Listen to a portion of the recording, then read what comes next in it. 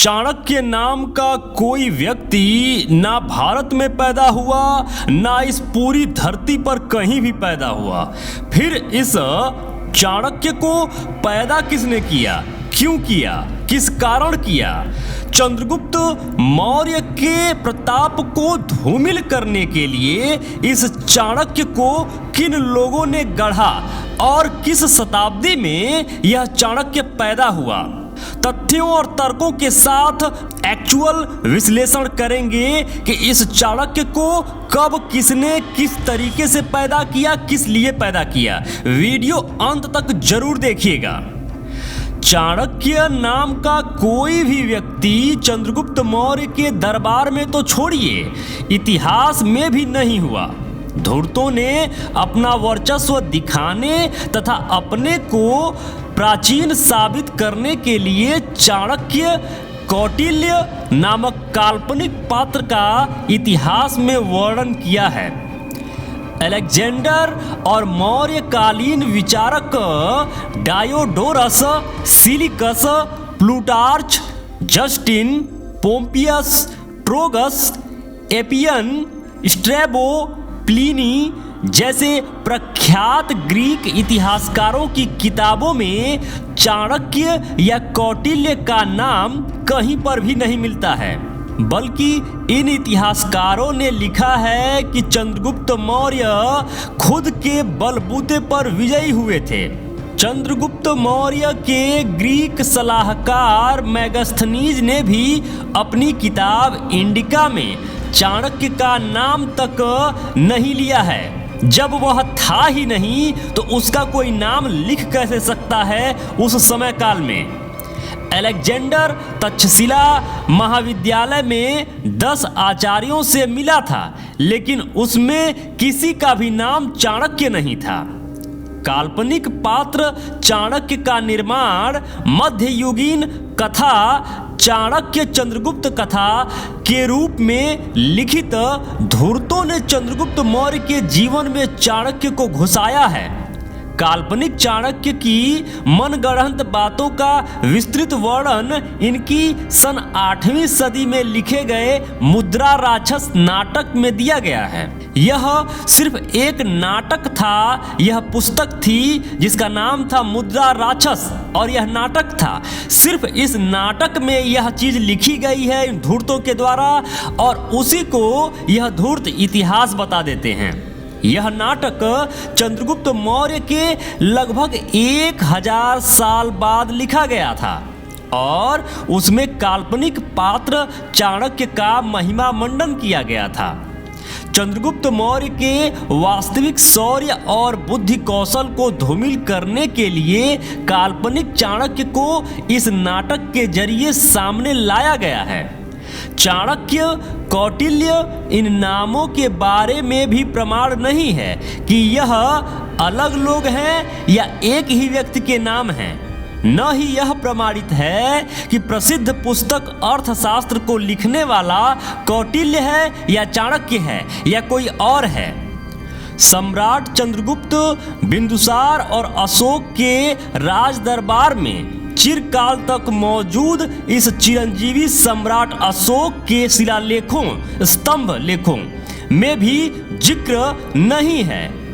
यवन राजाओं और उनके इतिहासकारों की कलम से ओझल होना वाकई संदेहास्पद है। आप चाणक्य की उम्र का अंदाजा लगाएं कि जब वो चंद्रगुप्त से मिला था तो वह पूर्ण वयस्क था। फिर लगभग 20 साल और लगे चंद्रगुप्त को मगध का सम्राट बनाने में। फिर 20 साल और लगे उसको यवन सीमाओं को सिंधु पार धकेलने में। उसके बाद एक लंबा दौर बीता बिंदुसार के साथ, जो लगभग 25 साल तो रहा ही होगा। फिर अशोक के दरबार की शोभा बढ़ाई, ज्यादा नहीं तो कम से कम 10 से 15 साल तो रहा ही होगा।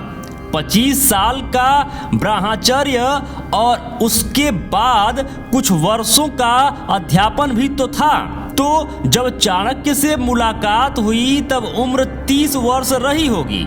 फिर उसमें चंद्रगुप्त के साथ बिताए 40-50 साल जोड़ें, उम्र हुई 80 साल। फिर बिंदुसार के साथ बिताए साल जोड़ें, उम्र हुई 105 साल। फिर अशोक के साथ बिताए वर्ष जोड़ें तो उम्र हुई 120 साल। 120 साल अगर कोई जी लिया तो क्या यवनों को क्यों नहीं दिखाई दिया, या उस समय के किसी भी इतिहासकार को यह व्यक्ति क्यों नहीं दिखाई दिया? और यह व्यक्ति अगर था, अगर यह चंद्रगुप्त मौर्य का गुरु था, तो इतना शिलालेख सम्राट अशोक के द्वारा लिखवाया गया है, सम्राट चंद्रगुप्त के बारे में उल्लेख किया गया है, सम्राट चंद्रगुप्त के बड़े भाई विष्णुगुप्त के बारे में उल्लेख किया गया है, लेकिन इस चाणक्य के बारे में कहीं भी उल्लेख नहीं है। जब जब किसी महान राजा अथवा सम्राट का उदय हुआ है, चाहे वह अपने ही पराक्रम से या खुद की मेहनत से चक्रवर्ती बना हो, इन धूर्तों ने एक काल्पनिक पात्र बनाकर उसके सर मढ़ दिया है। इससे साबित होता है कि चाणक्य या कौटिल्य काल्पनिक पात्र मात्र है, जिसे इन पाखंडियों ने जीवंत किया है। जबकि सम्राट अशोक के लिखे शिलालेखों से यह प्रमाणित हो चुका है कि चंद्रगुप्त मौर्य और उनके बड़े भाई विष्णुगुप्त मौर्य थे। इन्हीं विष्णुगुप्त मौर्य के बुद्धिमत्ता की वजह से चंद्रगुप्त मौर्य इतने बड़े सम्राट बन पाए। विष्णुगुप्त मौर्य की बुद्धिमत्ता थी और चंद्रगुप्त मौर्य का बल और साहस था, जिससे यह सभी जंग जीत जाया करते थे। सम्राट चंद्रगुप्त मौर्य जैसा सम्राट इस धरती पर पैदा नहीं हुआ। फिर क्या था? इन पाखंडियों को चंद्रगुप्त मौर्य से भी ऊपर उठना था। तो हुआ क्या?